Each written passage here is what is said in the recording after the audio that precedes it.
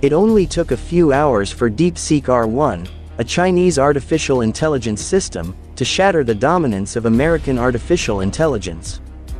Within hours of its launch, DeepSeek wiped out over $1 trillion of the US economy in an instant. Nvidia's stock plummeted by 17% with a total loss of $593 billion. Not just Nvidia, Broadcom's stock also plunged by 17.4%. This was followed by Alphabet, Google's parent company, which fell by 4.2%. Then, Microsoft, the supporter of ChatGPT, dropped by 2.1%. The Philadelphia Semiconductor Index also slumped by 9.2%, its largest decline since March 2020, with Marvell Technology experiencing the biggest drop at 19.1%. This was a devastating and shocking blow to the United States. As a newcomer, DeepSeek took the top spot as the most downloaded system on the App Store in the US, UK, and China since its launch. Previously, many American entrepreneurs believed they were several years ahead of China.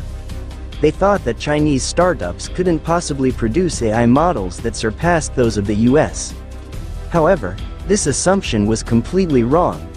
In fact, the new Chinese AI model outperformed the most advanced US models at a significantly lower cost. However, this is not just a battle about technological advancements. It's a clash between two AI systems that represent two major countries. This battle will also be a story about the hegemony of capitalism and geopolitics that will shape the world in the future.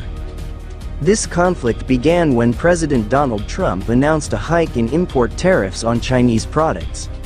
The US government accused China of unfair trade practices, including intellectual property theft and non-transparent industrial subsidies.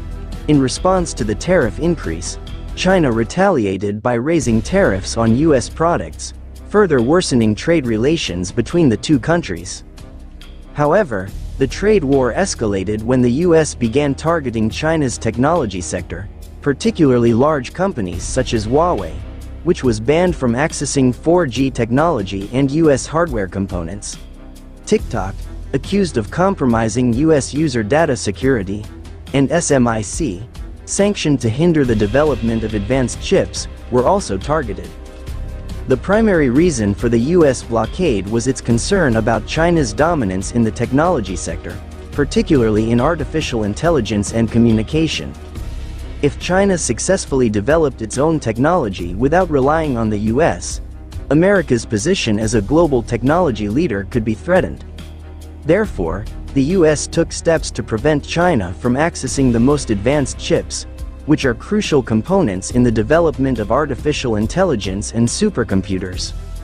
As is well known, in the current digital era, chips are the heart of all advanced technologies, from smartphones to supercomputers, and from electric vehicles to artificial intelligence or AI. Everything depends on powerful and efficient semiconductor chips. For the US and China, control over chip technology is as important as having nuclear weapons in modern warfare. This is why the US uses chips as a primary tool to pressure China in the trade war. For decades, the United States and its allies have had control over the global chip industry. The United States has Nvidia, which is the leader in producing advanced GPUs for AI. There is also Intel, the leading manufacturer of CPUs and various chips for data centers. Additionally, there is AMD, which is a major competitor to Nvidia in the GPU and processor industry. Meanwhile, TSMC of Taiwan is the most advanced semiconductor factory in the world, producing chips for Apple, Nvidia, and other companies. Furthermore, ASML, a company that dominates extreme ultraviolet lithography technology, which is crucial for producing the most advanced chips, is also part of the United States. With this dominance, the United States has complete control over chip technology worldwide. This means that if a country does not receive permission from the United States, they will have difficulty accessing the most advanced chips in the world. Tragically, since 2022, the Biden administration has taken aggressive steps to prevent China from accessing advanced chips. The steps taken by Biden include banning the export of high-end GPUs from NVIDIA and AMD to China, restricting China's access to TSMC to prevent the production of high-tech chips, pressuring the Netherlands to ban the export of EUV machines from ASML, and adding Chinese semiconductor companies to the trade blacklist.